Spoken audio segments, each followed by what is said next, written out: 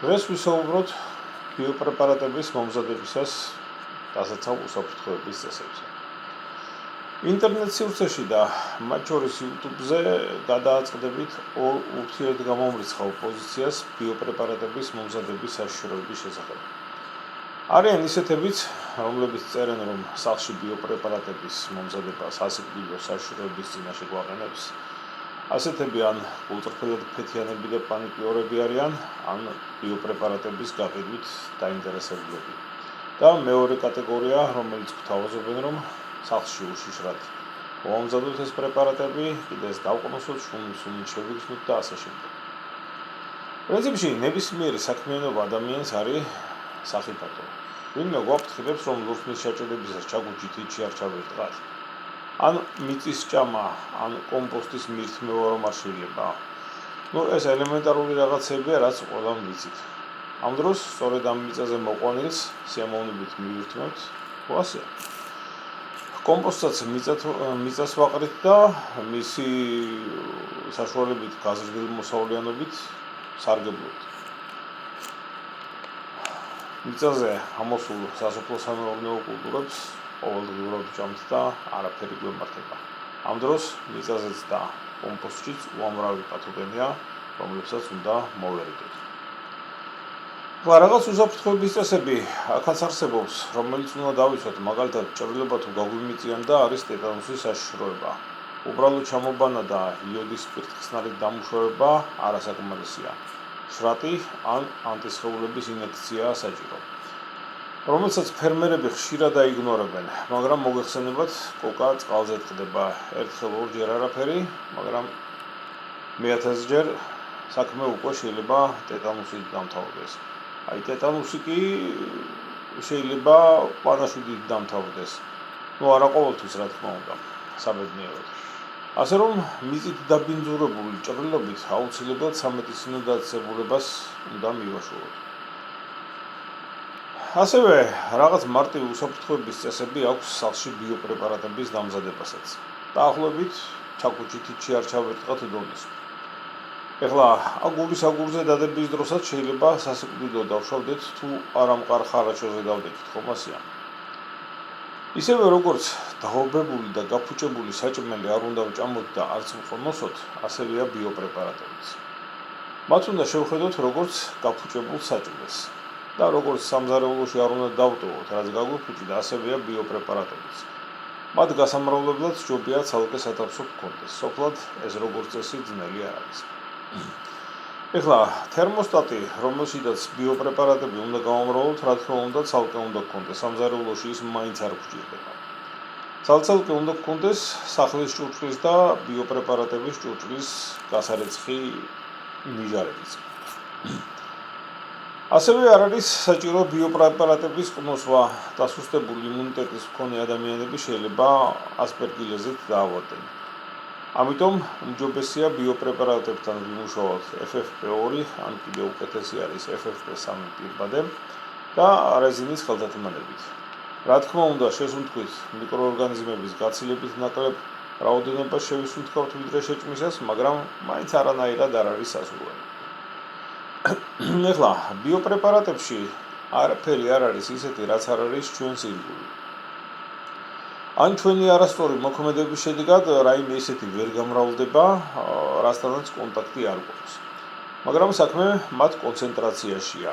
კონცენტრაცია იგივე ტიტრი და ამ კონცენტრაციას ძალიან დიდი მნიშვნელობა აქვს. ყოველი შესუნთქვისას მილიარდობით ბაქტერიას ყლაპავს, მილიონობით არა მილიარდობით, რომელთაგან ბევრი პათოგენია. მაგრამ რამდენი ბაქტერია მოხვდება ჩვენ ორგანიზმში, დიდი მნიშვნელობა აქვს. ახლა წარმოიდგინეთ, რომ ქუჩაში თავს დაგვესხა ავი ძაღლი და ჩვენ მხოლოდ ჯოხი გვაქვს. თუ მხოლოდ ერთი ძაღლია, ჯოხით ადვილად მოვიგერიებთ და დიდი შეშინებით გადავრჩებით. მაგრამ თუ 10 ძაღლისაგან შემდგარი ხროვა დაგვესია და ჩვენ ჯოხის მეტი არაფერი გვაქვს, აი მძიმე ტრავმებს მაშინ უკვე ვეღარ გადაურჩებით. ასევეა მიკროორგანიზმების შემთხვევაშიც. თეორიულად გაფუჭებული ხორციდან და კვერცხიდან ბევრად უფრო საშიში და მძიმე ინფექცია შეიძლება ავიკიდოთ ვიდრე პეროლოგიდან. თან წარმოიდგინეთ, თუ გაფუჭებული ხორცისაგან სტეიკი მომამზადეთ დავჭამეთ და ძალიან დიდი ალბათობით დაავადებით. მხოლოდ სუნის შეგრძნებით როგორც წესი არა, დაახლოებით იგივე ხდება ბიოპრეპარატების შემთხვევაში, ასე რომ როცა ბლოგერები გვირჩევენ ბიოპრეპარატებს უსუნოთ, ეს სულაც არ არის კარგი რჩევა, მაგრამ კატასტროფულიც არ არის. თუმცა საუკეთესო ვარიანტი ბიოპრეპარატებისა თან მუშაობის, როგორც მოგახსენეთ, არის რომ ვიმუშაოთ მიღებით. ისევე როგორც ნებისმიერ მტვრიან სამუშაოზე. ვთქვათ, მაგალითად იგივე შენობაში რემონტის გაკეთებისას, კედლების ჩამონგრევისას, ხო? თანაც ასურველია, რომ ეს ნიღაბი იყოს FFP2 ან FFP3 სტანდარტისა. მცენარეთა დაცვის ბიოლოგიური საშუალებები ისეა შერჩეული, რომ ჩვენი სხეულის ტემპერატურაზე ისინი ვერ ძლევენ და იღუპებიან. ტრიქოდერმა, ბოვერია, მეტარიზიუმი, ბაცილუს სუბტილისი, ბაცილუს თურგენსისი 37 გრადუსზე, რაც ჩვენი სხეულის ტემპერატურა არის, ვერ მრავლდება და სიცოცხლის უმარიანობას პრაქტიკულად არ აქვს. მაგრამ ვაი და მათ ადგილას სხვა რამე გამრავლდა, მაშინ უკვე პრობლემაა.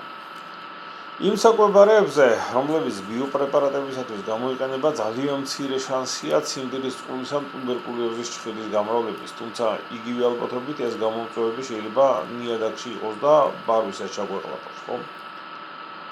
ეხლა მოდი კიდევ ერთხელ გავარჩიოთ, რას ვიყენებთ სამი ძირითადი ბიოპრეპარატის, ტრიქოდერმა, მეტარიზიუმი და ბოვერია გამრავლებისას. როცა აგარის გელს ვამზადებთ, სამივე მათგანი არის, როგორც მოგახსენეთ, მიკროსკოპული სოკო. პირველი, ეს არის აგარ-აგარი, მცენარეული პროდუქტი, რომელიც გამოიყენება კულინარიაში, სამარხო ჟელეების და სუფლეების დასამზადებლად. მეორე, ეს არის შაქარიან გლუკოზა, ესეც საკვებია, ხო? საფუარი. არაფერი უცხო ამაში არ არის. მარილი, წყალი, ლეომეციტი. აი ეს საჭიროა, რომ მომზადებულ ჟელეში არ გაიზარდოს ბაქტერიები აგარის გელში და გაიზარდოს მხოლოდ სოკოები, ლეომეციტინი არ მოქმედებს სოკოებზე. ეხლა რა არის აქ ჩამონაცვალში, რაც არ გადაგვიკლაპავს? არც არაფერი, ხო? აი ამ რეცეპტით მომზადებულ აგარში შეიძლება გაიზარდოს ჩვენთვის საჭირო მიკროორგანიზმიც და არასაჭიროც, მაგალითად პენიცილი ან ასპერგილუსი, ან სულაც მუკოვი. ამიტომ არავითარ შემთხვევაში მიღებული ბიოპრეპარატის ჭამა არ შეიძლება. დაყოლოსვა ძალიან არასასურველია. ხოლო თავის მოხდა უკვე გამზადებულ ბიოპრეპარატზე, სადაც დიდი რაოდენობით არის აღნიშნული მიკროორგანიზმი, უნდა მოხდეს ან სუფთა ჰაერზე, ან ცალკე ოთახში, თანაც პირბადით. ისევე როგორც დამპალ ხორცს და ლაყე კვერცხს არაფერი არ ესაქმება სამზარეულოში, ასევე მომზადებულ ბიოპრეპარატს სამზარეულოში არაფერი საქმე არ აქვს. მაგრამ ეხლა მის მოსამზადებლად საჭირო პეროლოვკა სამზარეულოში რა თქმა უნდა შეგიძლიათ გარეცხოთ ის რაც მაღაზიაში იყიდეთ, შემდეგ გააჯირჯვოთ და შემდეგ გაასტერილოთ. კი ბატონო.